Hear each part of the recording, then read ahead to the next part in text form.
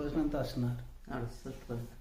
मामांना तुम्ही ज्यावेळेला मामांच्या बकऱ्यामध्ये सुरुवातीला सेवेला गेला, हो, मामा हयात असताना त्यावेळी तुम्ही किती वर्षाचे होतात काय तरी 8-9 वर्षाचे. 8-9 वर्षाचे होते. मग त्यावेळेला मामांना त्यावेळेचं वातावरण आता आज अजून तागायत तुम्ही बकऱ्यामध्ये आहे इतके वर्ष, म्हणजे मामा हयात असल्यापासून अजूनपर्यंत तुम्ही सेवा करताय. हा, 1962 बाळूमामा मेंढ्या घेऊन आपल्या गावाला आले. बर. खरे बाळूमामा यायच्या अगोदर 12 वर्षे आमच्या वडिलांच्या स्वप्नात आले. आमच्या वडिलाला बरं नव्हते. बर. एक मुरगोड गावामध्ये एक कुलकर्णी डॉक्टर म्हणून होते. मग त्या डॉक्टरकडे नेऊन आमच्या आईनं ऍडमिट केले. ते डॉक्टरनं 24 तासाचा गॅरंटी दिला, म्हणजे दुर्गापाला घेऊन जावा आणि ह्यो मरणार आता. मग त्यावेळेला आमची आई म्हणाली, आमची आई काय म्हणाली, आम्हाला गाडीचं हे नाही तर बैलगाडीनं आणायला पाहिजे. इथनं एक आमच्या गावापासून एक 12 ते 13 किलोमीटर मुरगुड म्हणून गाव आहे. आम्ही ते तिथं बैलगाडीतनं जायला आम्हाला मार्ग नाही. मग ते उद्या आम्ही मेलं तर मड निवू असं तिनं म्हटले. मग त्या आमचं वडील तिथंच थांबले. आमची आई बैलगाडीने यायला घराकडे आली. सकाळी जाऊपर्यंत म्हणजे आमचा वडील हुशार झालता. कसं हुशार झाला, आमच्या वडिलाला एक स्वप्न पडला. काय म्हणून, असं एक अग्गिन गाडीचं इंजन चाललं अंतराळी मार्गाने, त्याला एक ट्रक जोडलेला होता. अंतराळी मार्गाने म्हणजे जमिनीपासून अंतराळी म्हणजे कमीत कमी एक 10-15 फूट अंतराळी ते जात होते. ते जात असताना आमचा वडील ट्रकात बसलं तर त्यावेळेला एकोचित एक धनगर आला, खांद्यावर घोंगड जरद. म्हणजे हे सगळं घडतं तुमच्या वडिलांच्या स्वप्नामध्ये एक धनगर आला, लाल फेटा, हातात काटे, कांड्यावर घोंगड, पायात चप्पल, असं एक धनगर आला. आणि ते म्हणाला, अरे उतर खाली, तुझ्याकडं बकरी राखून घ्यायची आहे अजून मला. म्हणाला, नाही बाबा तू उतरून घेशील, खरं ते माझं तिकीट काढलेलं पैसे बुडणार म्हणाला, परत मला पैसे कोण देणार, असे मामा आमचा वडील बोलले. नाही रे, तुला उतरून घ्यायचं आहे, बकरी राखून घ्यायचं आहे, चल म्हणाले. चल म्हणून दंडाला धरला आणि उतरून खाली घेतला. खाली घेतल्यानंतर आमच्या वडिलाला जागा झाला आणि हुशार झाला. मग ते कुलकर्णी डॉक्टर आपल्या रायाच्या घरातनं दवाखान्यात आला आणि दुर्गाप्पा मेला असणार, 24 तासाची गॅरंटी होती आणि आता संपलं असणार. बघा येऊपर्यंत त्याला डिग्री लावून बघत्यात, तरी आयुष्यापर्यंत, त्याच्या पूर्ण आयुष्यापर्यंत किंवा मरण नाही असं ते डिग्रीमध्ये दाखवलं.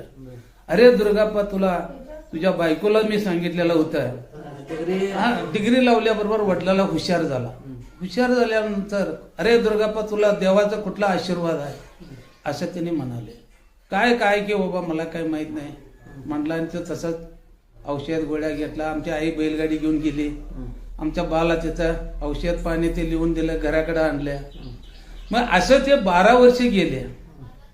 12 वर्षानंतर 1962 साली बाळूमामा आमच्या गावाला आले. आमच्या गावात आल्यानंतर सगळं गाव फुटलं. कुठलं धनगर आलाय, कुठलं देवरशी आलाय, अशी बघायसाठी आले. म्हणजे तुमच्या इथं यायच्या आधी 12 वर्षानंतर इथं बाळूमामा आले. मामा आले. स्वप्न तुमच्या बाबांना पडल्यानंतर 12 वर्षानं आले. आले. आल्यानंतर, हे दुर्ग्या माझी ओळख लागते काय रे म्हणून असं डायरेक्ट आमच्या बाबाला बोलले. मामा, तुम्ही ह्या पहिल्यांदा वेळेला भेटला असा आम्हाला, कुठलं बाजारात नाही, कुठं जत्रेमध्ये नाही, कुठं तुमच्या भागात आम्ही आलेला नाही, आमच्या भागात तुम्ही आलेला नाही. तुम्ही अचानक आमच्या गावाला आज वर्षी तुम्ही आला असा, हेच पहिल्यांदा तुमचं ओळख असे म्हटले. म्हटलं नाही रे, जरा विचार कर, ओळख लागणार बघ म्हटलं. मग ते 12 वर्षाच्या अगोदर स्वप्नात आलेला ह्यो बाळूमामा होता. मग त्यावेळेला बाळूमामा म्हणाला, अरे रांडाच्या म्हणाला, त्या कुलकर्णी डॉक्टरच्या तुला ऍडमिट केलता, 24 तास गॅरंटी दिलता आणि तू आकाश मार्गाने वैकुंठाला चालला होतास, तुला खाली उतरून घेतलेला मीच की रे म्हटला. तुला वाटलेला मी कोण तुला माहित आहे काय? असं तिनं म्हटल्यानंतर आमचा बाबा म्हणा लागला, मी आता ते मी मरणार होतो, वाचिवल्याला मला उतरून घेतलेला ह्योच धनगर असल असं ते डोक्यात स्वप्नातलं त्याचं रूप होतं. ते बाळूमामाचं रूप तेच होता प्रत्यक्ष प्रत्यक्षात आल्यानंतर ह्योच स्वप्नातला माणूस असणार. ह्यो साक्षात आज माझ्या वाटणीला साक्षात भगवंत आहे, परमात्मा आहे, ईश्वर आहे असं आमचं वडील कळकळण्या डोळ्यातनं पाणी आणून रडू लागला. देवा मला वाचवला असा, मला दवाखान्यातनं आणला असा. आमचं वडील असं रडा लागला. ए दुर्ग्या म्हणाला, जगातलं सगळं तेल काढत्यात, एक कुशब्याचं तेल काढतात घाण्यामध्ये, आणि एक सूर्यफुलाचं ते घाण्यामध्ये तेल काढतात, आणि एक तेल शेंगाचं तेल काढतात, आणि एरंड्याचं तेल कसं काढतात तुला माहिती आहे का रे म्हणला. मामा कसे काढतात? अरे एरंड्याचं बी आणतात, तव्यामध्ये भाजतात, दगडामध्ये वाटतात, पाण्यात शिजवून असं अंतराळी तेल काढल्यासारखं तुला काढलोय रे हुडकून म्हणलं. मग हे झालं. आमच्या वडिलाला बरं झालं. आमचं वडील बाळूमामाच्या पाठी लागलं. बरं, आमच्या गावात आमच्या दड्डीवर बाळूमामा 2 महिने कायम होता तिथं. नाही, मला आधी त्याच्या आधी मला सांगा, इथं पहिल्यांदा मामा ज्यावेळी आले, पहिल्यांदा आले त्यावेळी गावकऱ्यांचं म्हणणं काय होतं? गावकरी सगळे जात होते का तिकडं, किंवा काय होतं म्हणणं? काय बाळूमामाकडे असं घेऊ काय देव आहे, कोण म्हणायचं देव आहे, कोण म्हणाल देवरेचे आहे, कोण बकरी घेऊन सोंग काढून आपली बकरी चालून न्यायसाठी आलाय, कोण म्हणणार जादूगार आहे. अशी प्रत्येकानं एक एक गोष्टी अशी बोलत होती. खरं बाळूमामा साक्षात भगवंत आहे, परमात्मा आहे. आमच्या वडिलाला तेवढं दाखवलेलं होतं.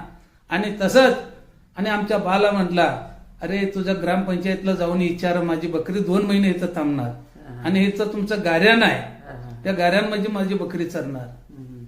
मग आमच्यात एक भीमाप्पा धनगर होता, त्याला ते सांगितला, अरे माझी बकरी 2 महिने रस्ता राहणार, तर मग ग्रामपंचायतला आम्ही काय मानधन तुम्हाला द्यायचं असं विचारला. मामा बकरी बी आमचीच आहे, तुम्ही बी आमचंच आहे, खरं तुम्ही आम्हाला काय देणं घेणं नको, आणि तुम्ही बिंदास बकरी चारून घेऊन जावा असे म्हटले. नाही रे, तुमच्या कमिटीमध्ये एक ब्राह्मण आहे की त्याच्या मनात नाही की त्याचं पैसे घ्यायचं त्याच्या मनात आहे की म्हटला. म्हटल्यानंतर नाही मामा त्याच्यापुरतं एकटा आहे, त्याला आम्ही सांगतो, मग घरला जाऊन विचार जा म्हणाला. मग ते भीमाप्पा धनगर विचाराय गेल्यानंतर तो म्हणला, असं ते बाळूमामा काय तर देतो म्हणतोय, घ्याव काय नको. अरे देतो म्हटल्यानंतर बंद काय करता, घ्या जावा की का आपल्या प्रत्येकाला काय वाटणीला येते घेऊ असं